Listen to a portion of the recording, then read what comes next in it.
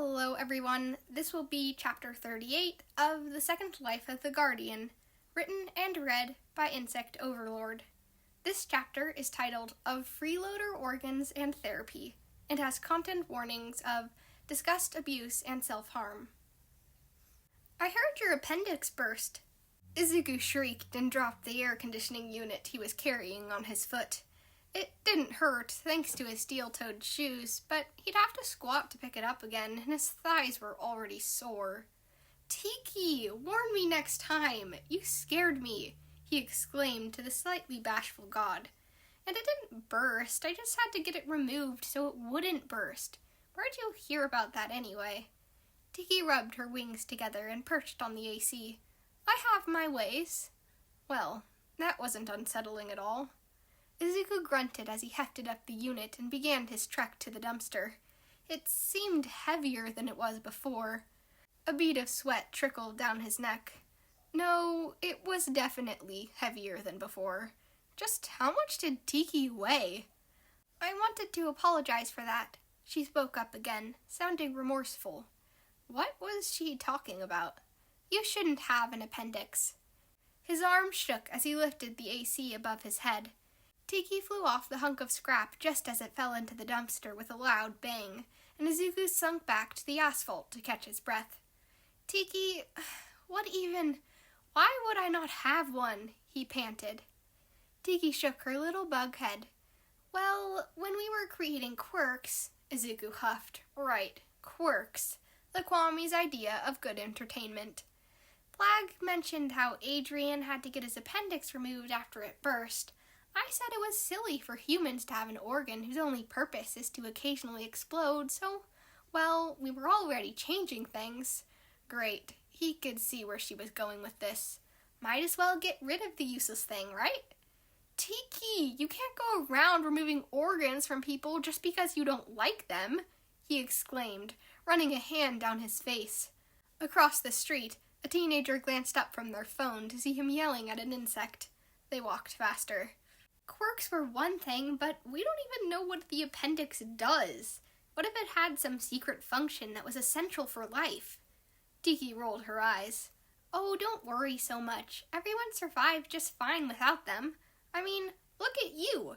You're one of the only people with an appendix, and what did it do? It hit the self-destruct button as soon as it could. Humans are better off without those biological bombs." Izuku sighed. She was right. Modern humans didn't seem any worse for wear. Oh well, no harm, no foul. Just don't change anything else, all right? Tiki shuffled her 6 legs nervously.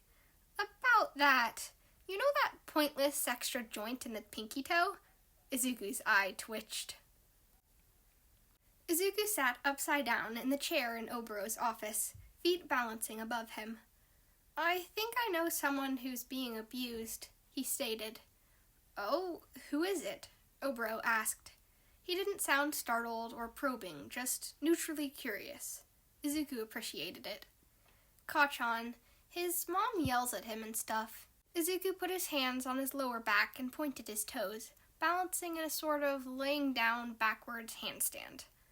"Mom said that not all abuse is physical. Sometimes it's emotional, and I didn't know that.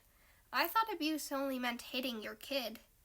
Obero hummed but didn't respond, leaving space for Izuku to think. He dropped his legs and slid partially off the seat, head hanging off and hands touching the floor. "I think I was abused before," he stated, voice monotone like it was just another fact of life. Trees were green, the sky was blue, and Izuku had been abused. "What do you mean? Was it your parents?" His therapist traded his neutral tone for one of concern. Izuku was starting to feel lightheaded. He slid off the couch and onto the floor, starfished. "No, I mean as Marinette. My classmates were really mean to me. When they weren't taunting me, they were ignoring me. Sometimes they tripped me in the hallways. There was this one girl who lied about me constantly, and everyone believed her. Even my parents, at least a little bit." He sat up from the carpet to reach his silicone fidget. "They never said anything to me directly, but I heard them fight about it when they thought I was asleep." "I see. So when you were Marinette, you thought their behavior was okay?" Izuku scrunched his face and shook his head. No, I knew it was wrong, I think. I don't know. I guess I just thought it wasn't a big deal.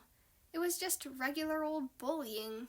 I mean, I told the principal in the beginning, and he never did anything about it, so it couldn't have been that bad, right? He sighed and chewed on his fidget for a minute. I never really thought of abuse outside the context of parent-child, you know? And besides, no one around me tried to stop their behavior. I didn't have any way to know it was abuse, he explained. But now, if I try to picture Eri or Kachan in my position with their peers tripping them, lying about them, flooding their effing commission website with bad reviews, I just can't justify that. When I imagine it happening to them, it sounds like abuse. Why didn't I feel the same way about myself?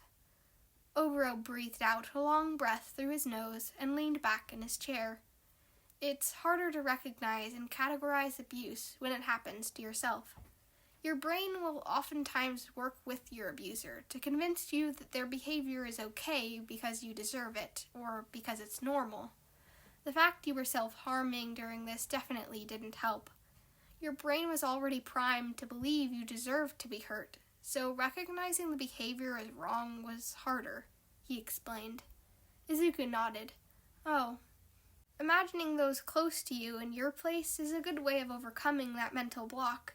If they wouldn't deserve it, neither did you, Izuku, Oboro stated with such finality it left Izuku's head spinning. He didn't deserve to be treated like that. It wasn't a punishment, or retribution, or whatever else they called it. It was abuse, and Izuku didn't deserve it. He didn't know if he completely believed him, but one day he would. He took a shaky breath. Okay, thank you, Oboro. This concludes Chapter 38 of The Second Life of the Guardian. Here's my notes for this chapter. My brother said that if Kwame created quirks, it didn't make sense for there to be a biological difference between quirkless and quirked people, so I made up a reason. A lot of people said it wasn't realistic for Izuku to not know what emotional abuse was, given their life as Marinette. So I hope this clears up some of my reasoning behind everything. Beyond that, there's also an element of regression going on with them. Because they're outside of their abusive environment and in one that gives them the opportunity to be childish, they are. They definitely act more like a child and trust their parent with more than your average 14-year-old would. And there's reason for that beyond them having the brain development of a 7-year-old. Because they've been given the space to act their age, 7, they do, and even sometimes go beyond that and act even younger, as is typical in abused children. I hope that makes sense. The next chapter should be up soon, and thank you so much for listening.